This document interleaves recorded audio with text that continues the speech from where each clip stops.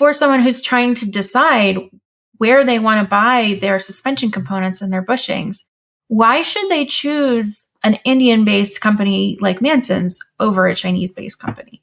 That's a pretty complex question, and there's a lot of really strong opinions about this. So let's just look at some facts. So one, we know that there are heavy tariffs now in place from anybody who's importing from China. This dramatically affects cost. There is also the real possibility of geopolitical conflict in Taiwan with China and perhaps with the United States.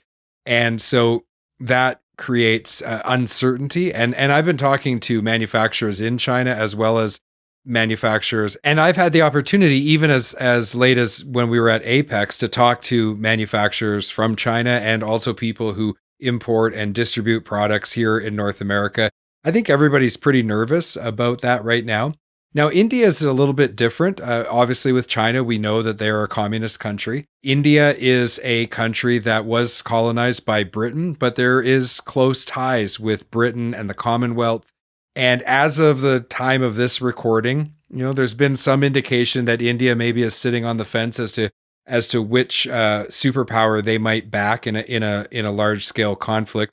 We saw them, with Russia and Ukraine. They didn't necessarily jump to supporting the United States and Britain and the Commonwealth countries like Canada and Australia, although they haven't also really opposed them either. So at least geopolitically for the moment, it does look like India would be a safer bet if you were going to buy products from overseas and what they call offshore. Of course, I think manufacturers need to think very carefully about who they choose to partner with. And I think that nearshoring and U.S. manufacturing is always going to be the safest bet.